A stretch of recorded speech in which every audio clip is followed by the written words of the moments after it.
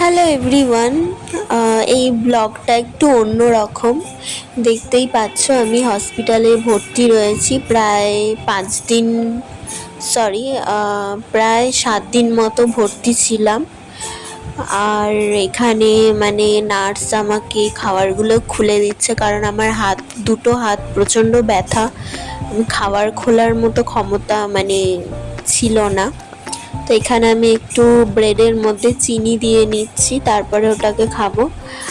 আর কিছু ফটোও তুলেছি। আর ভর্তি হওয়ার প্রথম 2 দিন মানে আমি বেড থেকে উঠতেই পারিনি, আমি এতটাই অসুস্থ ছিলাম, শরীর এতটাই খারাপ ছিল। এটা 3 দিনের মাথায় একটুখানি উঠে নিজে খাচ্ছি, হাসছি। আর বাকি 2 দিন শুধুই কান্নাকাটি করেছি। মানে এত যন্ত্রণা হতো হাতের। আর ওই অ্যান্টিবায়োটিক যেগুলো দিত সেগুলো তো মানে প্রচণ্ড যন্ত্রণা হতো হাতের। আর এমনিও আরও অনেক কিছু প্রবলেম ছিল, কিছু ব্লাড ইনফেকশন ছিল। তো সব কিছু মিলিয়েই, আর এখানে দেখো রাতে আমার ঘুমই আসছে না, এইসব করছি। সেটাও এটা 3 দিনের মাথাতেই, কারণ প্রথম 2 দিন আমি অবস্থা আমার খুবই খারাপ ছিল। আমি কথা বলতেও মানে ভালো লাগতো না বা পারতাম না। তো এটা চিনি এসেছিল আমাকে ভিজিটিং আওয়ার্সে দেখতে। তো তখন আমি ভিডিওটা নিচ্ছিলাম। ও তো এরম ক্যামেরা দেখলেই লজ্জা লজ্জা পায়। তো এগুলো আমি বরাবরই করতে ভালোবাসি এরকম ওর সাথে। এখানে মানে ডিনারে আমায় 4টে করে রুটি দিত, আর সব সবজি দেওয়া হতো, পনির দিত, কিন্তু আমি 2টো করেই রুটি খেতাম। আর এটা হচ্ছে ডিসচার্জের দিন, মানে ওয়েট করছি কখন আমার মানে ছুটি দেবে, আমি বাড়ি যাব। বাড়ির জন্য খুব মন খারাপ করছে। আর এটা আমার রুম ছিল, 2জন ছিলাম রুমে, আমি আর একটা দিদা। তো এখন দুপুরবেলা ঘুম থেকে উঠেছি। আর প্রথম 2 দিন তো আমি মানে না ঘুমিয়েই থেকেছি, ঘুমই আসতো না। রাত্রিবেলা প্রচণ্ড কান্নাকাটি করতাম ব্যথায়, যন্ত্রণায়। তো এখন ঘুম থেকে উঠেছি। আর টিফিন দিয়ে গেছে, ব্ল্যাক কফি আর বিস্কিট দিয়ে গেছে। তো সেটাই আমি একটু নিজে নিজে খোলার চেষ্টা করছি, কারণ ওই প্যাকেটটা মানে এতটাই শক্ত।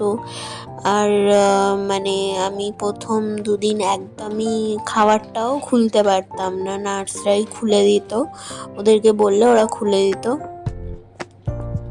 বাঁ হাতটা পুরো ফুলে রয়েছে, দেখতে পাচ্ছ, মানে আঙুলগুলো মুড়তেই পারতাম না, এতটা ফুলে রয়েছে আর এতটা ব্যথা যন্ত্রণা।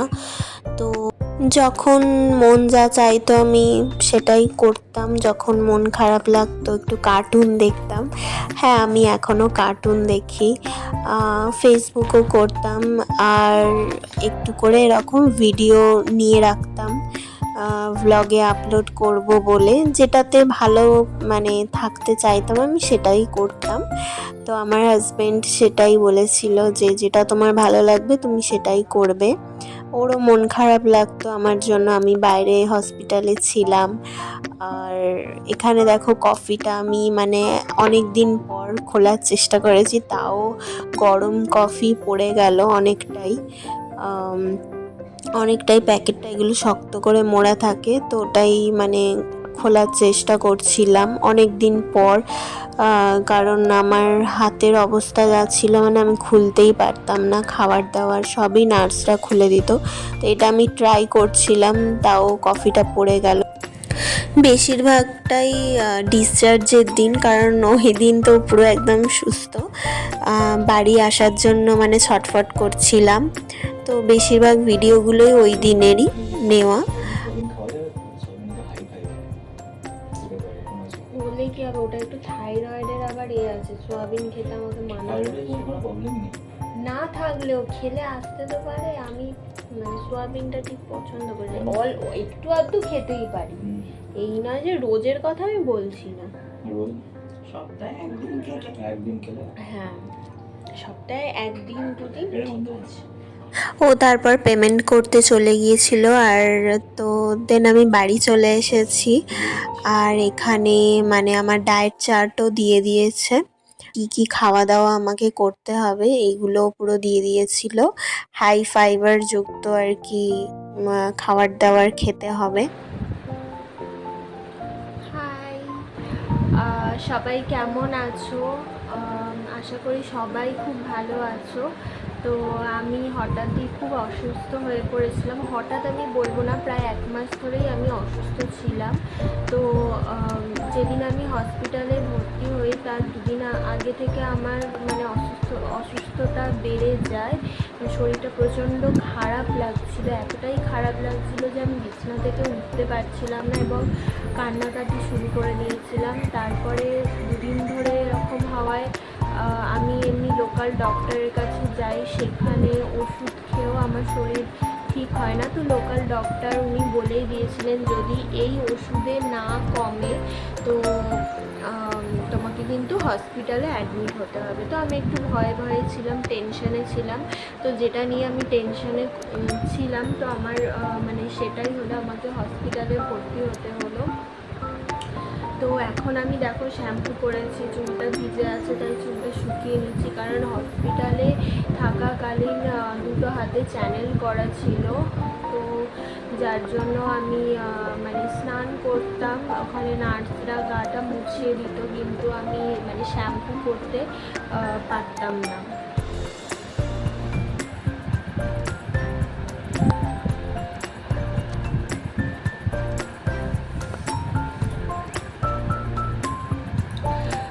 তো শ্যাম্পু করতে পারতাম না। এবার আমি প্রায় 1 সপ্তাহ মতো ভর্তি ছিলাম, মানে আমি অ্যাডমিট হয়েছি আগের বৃহস্পতিবার। তো আমার ছুটি হলো এই 15 আগস্ট। তো আমার মানে 2 দিন ধরে এতটাই অসুস্থ ছিলাম যে মানে আমার শাশুড়ি মা দেখে বললো যে না, ওকে হসপিটালে ভর্তি করতে হবে, কারণ বাড়িতে খুব কান্নাকাটি আরম্ভ করে দিয়েছিলাম।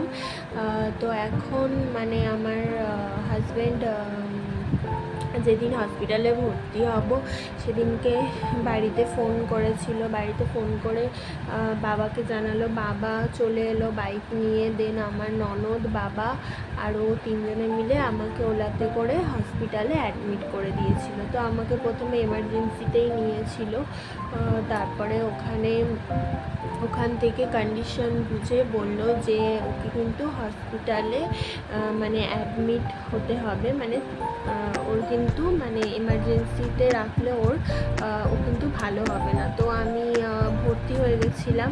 অনেকেই আশেপাশে যারা এমার্জেন্সি বেডে ছিল তাদেরকে ওষুধ দিয়ে সুস্থ করে ছেড়ে দিচ্ছে। তো আমার বেশ ভালো লাগছিলো, কিন্তু আমার সেটা হলো না, আমাকে 1 সপ্তাহের জন্য ভর্তি হতে হলো।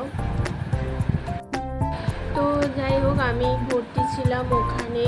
আর ওখানে মানে ভালোই হসপিটালটা, নার্সদের বিহেভিয়ারও মোটামুটি ভালো, সবাই তো আর সমান হয় না। তো আমার কিছু একটা খারাপ লেগেছিল, যার জন্য আমি ওখানে কমপ্লেন জানিয়েছিলাম। তো সেটার ইমিডিয়েট প্রবলেম সলভ করে দিয়েছিল ওরা। তো কিছু কিছু নার্স আছে যারা আমার পুরো বন্ধুর মতো হয়ে গেছিলো, খুবই ভালো। যেদিন ফিরছি সত্যি মানে আমার খুব মন খারাপ লাগছিল। ওরাও বলছিল যে কাল থেকে আর তোমার সাথে দেখা হবে না বলো। আমি বললাম হ্যাঁ। তো ঠিক আছে। তো আমি তারপরে বাড়ি আসার জন্য ভীষণ ছটফট করছিল মনটা। তো আমার 1 সপ্তাহে বিল হয়েছে, আমি বলছি 2,30,000 টাকা। ঠিক আছে, মানে ছিল যদি পুরোটাই ক্যাশে দিতে হতো একটু চাপ ছিল, বাট আমাদের ক্যাশে দিতে হয়েছে 1,30,000 টাকা। আর মেডিক্লেম ছিল যেহেতু আমার হাজব্যান্ডের, তো ওর অফিসের যে মেডিক্লেম ছিল সেখান থেকে 1,00,000 টাকা ওদের অফিসের মেডিক্লেম থেকে দিয়েছে। তো প্রথম থেকে মানে আমি ভেবেছিলাম, ফোন অ্যালাউ ছিল ওখানে, তো আমি ব্লগ করেছি অল্প কিছু, তো সেগুলো তো আমি তোমাদের সাথে শেয়ার করেইছি। আর 2 দিন আমি খুবই অসুস্থ ছিলাম, হসপিটালে গিয়েও আমার স্যালাইন চলছিল, দেন আরও অনেক কিছু। তো আমি মানে উঠতে পারিনি, বা বাড়ির লোক ফোন করলে ফোন আমি তুলতে পারতাম না। আর নার্সরা তো থাকতোই। আর ভিজিটিং আওয়ার্সে যখন দেখতে যেত বাড়ির লোক, তখন আমি কথা বলতাম, কিন্তু দুদিন ধরে খুবই কান্নাকাটি করতাম। আর মা গিয়েছিল আমার সাথে দেখা করতে, মানে কি বলবো, তখন খারাপ লাগছিল, মনে হচ্ছে মাকে রেখে দিই আমার কাছে। তো এখন আমি সুস্থ হয়ে বাড়ি চলে এসেছি, মেডিসিন নিচ্ছি, অনেক অনেক মেডিসিন দিয়েছে, মেডিসিন নিচ্ছি। আর আশা করি আরও মানে সুস্থ হয়ে যাব। তো ব্লগটা বেশি বড় হবে না, আমি এখানেই শেষ করছি। নেক্সট ব্লগে আবার দেখা হবে। আর এই কদিন ব্লগ কন্টিনিউ দিতে পারিনি, কারণ অসুস্থ থাকায় আমি হসপিটালে ছিলাম। তো আমার হাজব্যান্ড আমাকে কালকেই বলছিল যে তুমি ব্লগ আপলোড করছো না কেন, আবার ব্লগ বানাও, আপলোড করো। তো আমি ভাবলাম যে হসপিটালে আমার কীরকম এক্সপিরিয়েন্স হলো, তো সেটাই তোমাদের সাথে শেয়ার করব, তার জন্যই এই ব্লগটা বানানো। তো নেক্সট ব্লগে আবার দেখা হবে। সবাই ভালো থেকো, সুস্থ থেকো, নিজের খেয়াল রেখো। আমি এইটুকু বুঝলাম হসপিটাল থেকে ফিরে, যে টাইমলি কিন্তু সবাইকে খাওয়া দাওয়া করতে হবে, আর জল বেশি বেশি করে খেতে হবে, ফল খেতে হবে, ঠিক আছে? হেলদি খাবার কিন্তু সবাইকে খেতে হবে, তাহলেই কিন্তু সুস্থ থাকা যায়। আর নিজের মনের জোরটা অবশ্যই রাখতে হবে, ঠিক আছে? নিজের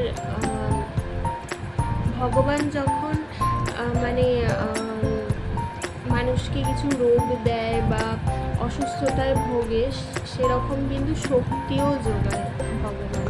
তো আমি যখন অসুস্থ ছিলাম, মানে আমাকে যে ইঞ্জেকশনগুলো দেওয়া হতো, আমার খুব লাগতো, কষ্ট হতো, কাঁদতাম, কিন্তু মানে 1-2 দিন একটু কষ্ট হতো, তারপরে 4 দিনের মাথা থেকে আমি মানে কোথা থেকে যেন একটা শক্তি চলে এলো। আর আমি তো জানো শিব ঠাকুরের পুজো করি, শিব ঠাকুরের নাম নিতাম। তো মানে একটু একটু করে মানে আমার মানে সহ্য ক্ষমতা বেড়ে গিয়েছিল।